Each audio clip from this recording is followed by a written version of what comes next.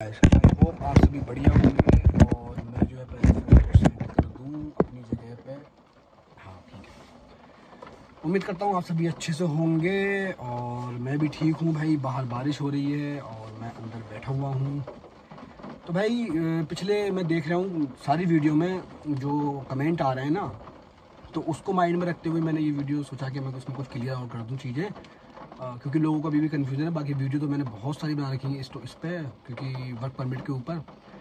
तो उस पर हम दो तीन चीज़ें जानेंगे, ठीक है। कैसे कैसे वर्क परमिट क्या है और क्या नहीं है, कैसे कैसे चीज़ें उसमें जानेंगे। तो अगर आप मुझे पहली बार देख रहे हैं तो लाजमी ये सब्सक्राइब कर लें चैनल को, और इंशाल्लाह आपको बहुत सारी इन्फॉर्मेशन वीडियो यहाँ मिलने वाली हैं हर एक कंट्री के बारे में। और आपके माइंड में कोई भी चाहिए तो आप मुझे कमेंट में कर दें। हालांकि कमेंट बहुत कम ही लोग करते हैं और पता नहीं क्यों नहीं करते हैं। बाकी तो जो भी बाकी अपने जो समझ में लगा आया करे वो तुम करा करो, ठीक है। कमेंट जरूर करा करो, ठीक है। चाहे कुछ भी बोला करो लेकिन करा करो, कमेंट जरूरी है। और वीडियो को लाइक करा करो, ये जरूरी है, ठीक है। वीडियो स्टार्ट करते हैं और ज़्यादा लंबी ना करें, इससे बेहतर है, क्योंकि लोग इसको भी जज करते हैं चीज़ों को कि बहुत टाइम ले लेते हो अपनी इन्फॉर्मेशन देने में और मेरे काम की बात बंद करते हैं। तो भाई बात करने वाले हैं वर्क परमिट की। और वर्क परमिट किसी भी शेंगन कंट्री का हो, चाहे पोलैंड का हो, चाहे किसी भी अदर कंट्री का हो।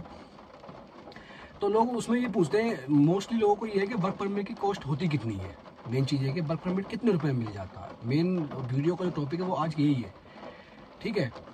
तो इसका क्या है ना, मैं असल में देखो, ऐसा नहीं होता कि वर्क परमिट कोई चीज़ है, ऐसा कुछ नहीं है। कोई मोबाइल नहीं है, उसका एक फिक्स प्राइस है। वर्क परमिट एक ऐसी चीज़ है जो लोग अपने हिसाब से उसको यूज़ करते हैं, ठीक है।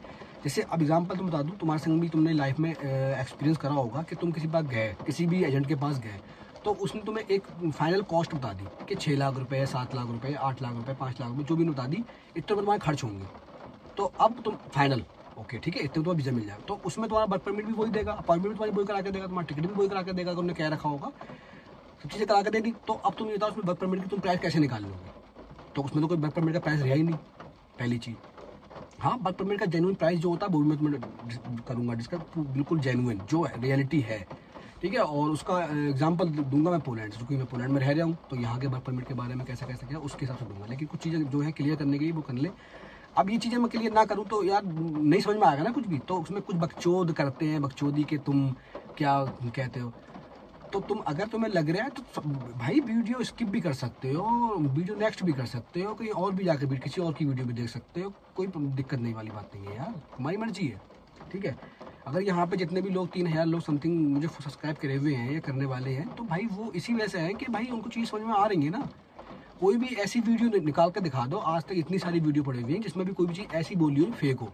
हाँ, तुम्हारे अकॉर्डिंग वो गलत हो सकती है, लेकिन वो चीज़ ऑल ओवर द वर्ल्ड हिसाब से गलत नहीं होगी वो, ठीक है, जेन्युइन चीज़ होगी। कोई भी चीज़ अभी अपने व्यूज़ के लिए या किसी भी चीज़ के लिए अभी कोई ऐसा काम नहीं करा है, ठीक है। तो टॉपिक पर आते हैं, टॉपिक से नहीं भटक। तो जैसे अब एजेंट से आपने कराया तो वो ऐसे हो गया, इतने का मिल गया। आपने अपने आप बुक किसी कंपनी से अप्लाई करा, ठीक है, अपने आप अपना ऑनलाइन के प्रोसेस से अपने वर्क परमिट किसी से कंट्री से लिया, तो वो वहाँ पे मिलेगा कितने यूरो में ले ले, उसकी 100 यूरो फीस ले लें या 200 यूरो फीस ले लें, 250 यूरो फीस ले लें, तो वहाँ पे रेट अलग चेंज होंगे। देखो, ठीक है, तुम चीज़ों को समझाने की कोशिश कर रहे हूँ, अलग अलग हो गए। अगर आप किसी से कांटेक्ट करके और यहाँ से वर्क परमिट निकलवा रहे हैं, मान लीजिए एग्जांपल तौर पर, जैसे मैं निकलवा के दूँ एग्जांपल, या कोई और बंदा आपको यहाँ पे बैठा हुआ वो निकलवा के दे, तो वो वहाँ पे क्या होगा, वो जैसे मान लीजिए एग्जांपल तौर पे बहुत में बहुत अगर फीस देगा भी तो 500 जलोटी फीस दे देगा। यहाँ की करेंसी जो 500 जलोटी कितने के हो गए मान लीजिए आज की डेट में 6,000 रुपये के समथिंग हो गए, मान लो 7,000 से कुछ कम हो गए, ठीक है। तो ये भी हो गया, तो इसका प्राइस ये भी आ गया, सही है।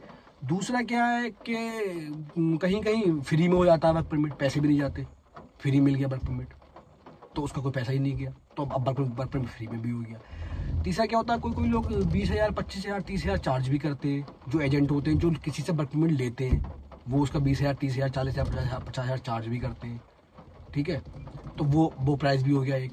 तो ऐसा ही ना वर्क परमिट अब लोग अपने अपने हिसाब से यूज़ करके और अपने अपने हिसाब से ही प्राइस रखते हैं। तो एक भाई ने जो कॉस्ट पूछी थी भाई, तो एक कॉस्ट अगर मैं बात करूँ तो अगर जैसे, तो यार एक कॉस्ट की बात कर ही नहीं सकते यार, कैसे कर लेंगे। कहीं फ्री भी मिल रहा है, ठीक है, मैं फ्री में भी दिलवा सकता हूँ वर्क परमिट, और वहीं 50,000 रुपये भी जा रहे हैं, ठीक है। और नॉर्मल तरीके से किसी तो मैं इसकी कहीं पे किसी एजेंसी जाकर बोलूँ मैं लूँ वर्क परमिट, तो भाई यहाँ का क्या होता है, वर्क परमिट अगर ले रहे हो किसी भी जगह से तो भाई यहाँ पे शर्त होती है कि वो बंदा यहाँ पे आना चाहिए। डजंट मैटर तुम्हारा वीजा लग रहा है नहीं लग रहा, समझ रहे हो, दे डोंट केयर, कोई ना कोई मतलब नहीं, बंदा चाहिए उनको। फिर कोई वर्क परमिट देना है, गवर्नमेंट जवाब मांगेगी उनसे, ये वर्क परमिट हमने इस डेट में अप्लाई करता, बंदा कहाँ है, फिर वो अगले जब वर्क परमिट अप्लाई करेंगे तो उसमें प्रॉब्लम आएगी।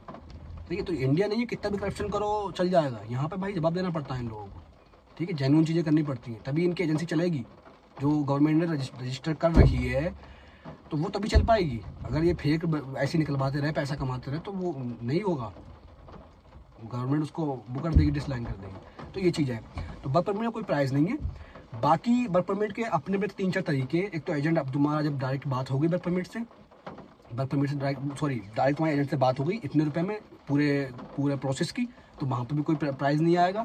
दूसरा, अगर तुम खुद से अप्लाई कर रहे हो तो उसकी कोई भी फीस हो सकती है वर्क परमिट की, 100 यूरो, 150 यूरो, 50 यूरो, कोई फीस हो सकती है, 200 यूरो, 250, कितनी भी हो सकती है।